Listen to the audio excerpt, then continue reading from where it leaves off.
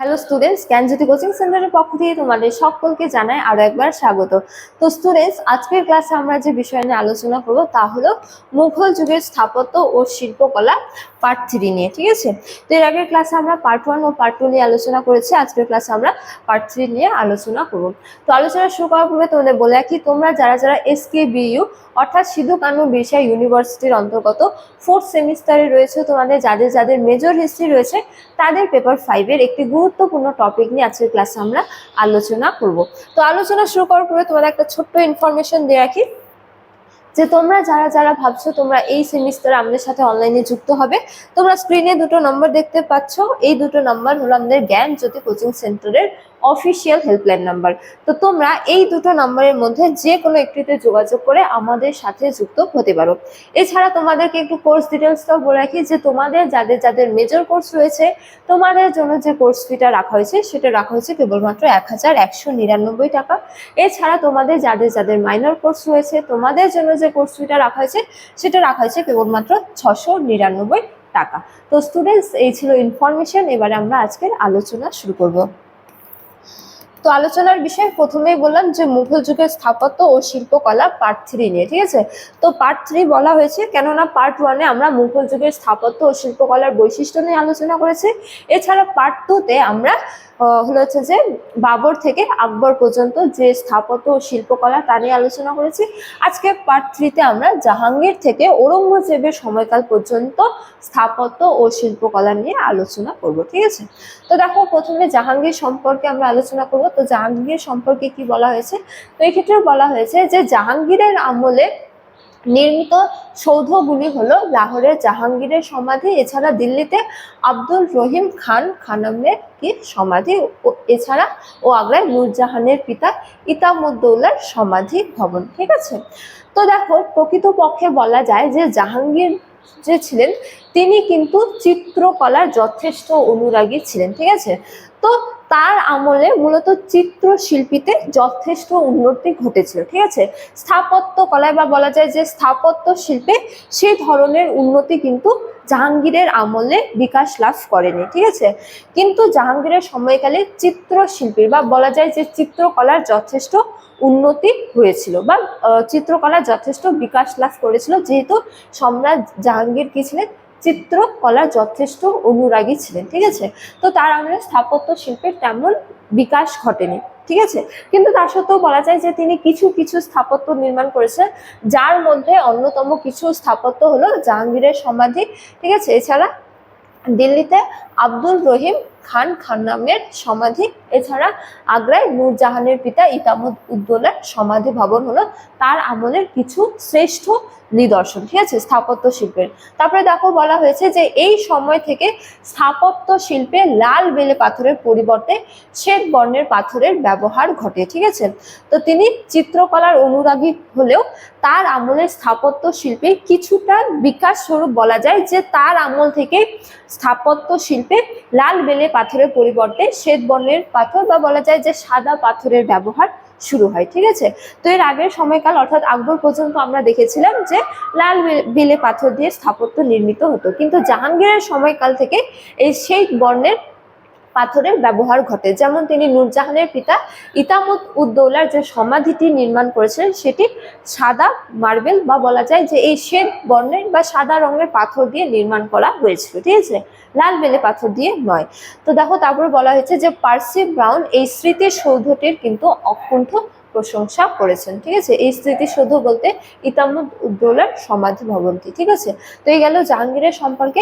এবারে আমরা আলোচনা করব যে শাহজাহানের আমলে স্থাপত্য শিল্পে কতটা উন্নতি হয়েছিল। তো দেখো শাহজাহান সম্পর্কে আগের ক্লাসেও আমি বলেছিলাম যে আকবরের সময়কালে মুঘল যুগের স্থাপত্য ও শিল্পকলা বিকাশ লাভ করলেও এই স্থাপত্য ও শিল্পকলা চরম বিকাশ লাভ করেছিল শাহজাহানের সময়কালে। ঠিক আছে, বা বলা যায় যে শাহজাহানের আমলে মুঘল যুগের স্থাপত্য ও শিল্পকলা পরিণতির রূপ লাভ করেছিল, ঠিক আছে, বা হচ্ছে যে চরম উন্নতির শিখরে পৌঁছেছিল, ঠিক আছে।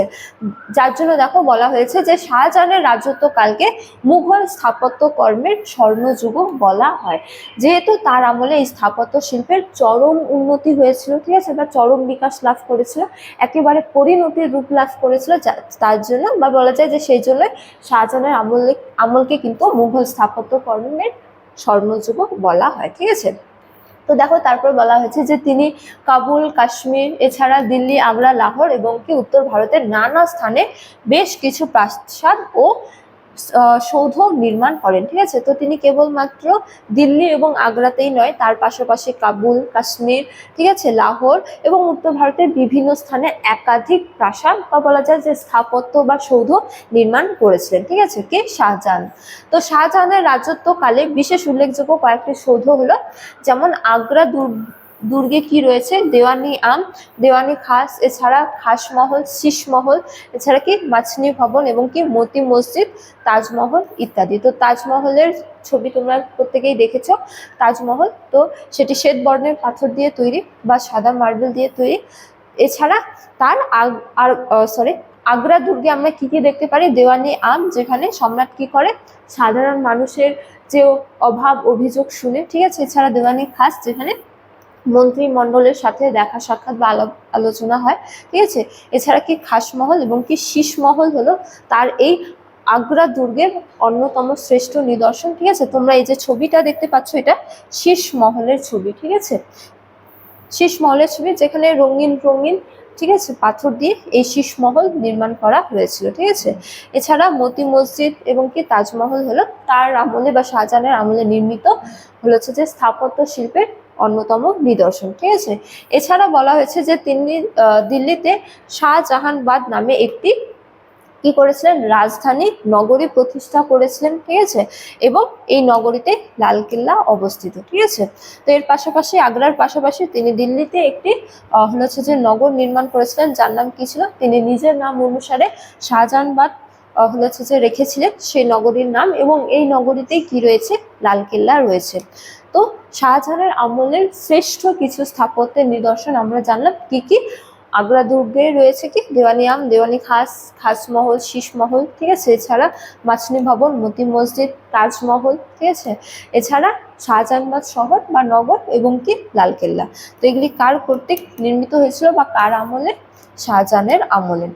এবারে আমরা আলোচনা করব ঔরঙ্গজেবের সময়কালে স্থাপত্য ও শিল্পকলা নিয়ে, ঠিক আছে। তো দেখো ঔরঙ্গজেব সম্পর্কে বলা হয়েছে যে ধর্মান্ধতার কারণে ঔরঙ্গজেব শিল্পকলার প্রতি বিরূপ ছিলেন, ঠিক আছে। তো ঔরঙ্গজেব ছিলেন কিন্তু কট্টর হচ্ছে যে ইসলাম ধর্মাবলম্বী। তো তিনি যথেষ্ট ধর্মানুরাগী ছিলেন, ঠিক আছে। এজন্য তিনি কিন্তু শিল্পকলার বিরোধী ছিলেন, ঠিক আছে। তো বা বলা যায় যে শিল্পকলার প্রতি তিনি কিন্তু বিরূপ মনোভাব প্রদর্শন করেছিলেন, যার জন্য তার আমলে স্থাপত্য বা শিল্পকলায় তেমন উন্নতি ঘটেনি, ঠিক আছে। বরং বলা যায় যে তার আমলে ধর্মের যথেষ্ট প্রসার হয়েছিল, কিন্তু শিল্পকলায় তেমন কিন্তু তিনি মনোনিবেশ করেননি, যার জন্য স্থাপত্য ও শিল্পকলায় তেমন উন্নতি পরিলক্ষিত হয় না, বা বলা যায় যে মুঘল যুগের স্থাপত্য ও শিল্পকলার অবনতির ছাপ লক্ষ্য করা যায় ঔরঙ্গজেবের সময়কালে, ঠিক আছে। তারপরে দেখো বলা হয়েছে যে তিনি লাহোরে পাতশাহী মসজিদ, বারাণসীর মসজিদ ও দিল্লিতে একটি অনাড়ম্বর মসজিদ নির্মাণ করেছিলেন। তো এই ধর্মাবলম্বী হওয়া সত্ত্বেও তিনি কিছু মসজিদ নির্মাণ করেছিলেন, যার মধ্যে উল্লেখযোগ্য কয়েকটি হলো পাতশাহী মসজিদ, বারাণসীর মসজিদ এবং কি দিল্লির একটি মসজিদ, ঠিক আছে। তো তার আমল থেকে মুঘল যুগের স্থাপত্য ও শিল্পে অবনতির সূচনা হয়েছিল, তো যেটা আমি একটু আগেই বললাম। তো সুতরাং ঔরঙ্গজেবের সময়কালে কি হয়েছিল? মুঘল যুগের স্থাপত্য ও শিল্পকলার কি হয়েছিল? অবনতির সূচনা হয়েছিল বা অবনতি লক্ষ্য করা যায়। তো পরিশেষে বলা যায় যে মুঘল যুগে কিন্তু ভারতবর্ষের যে স্থাপত্য ও শিল্পকলা তার কিন্তু চরম বিকাশ লাভ করেছিল বা চরম উন্নতি লাভ করেছিল, বা বলা যায় যে সুলতানি যুগে যে স্থাপত্য ও শিল্পকলার সূচনা হয়েছিল তার পরিণতির রূপ লক্ষ্য করা যায় মুঘল যুগে, ঠিক আছে। তো স্টুডেন্টস, এই ছিল আজকের আলোচনার বিষয়। আজকের ক্লাস এতটাই। তোমাদের সাথে দেখা হবে পরবর্তী ক্লাসে। তখন তোমরা সকলেই ভালো থাকো, সুস্থ থাকো। Thank you.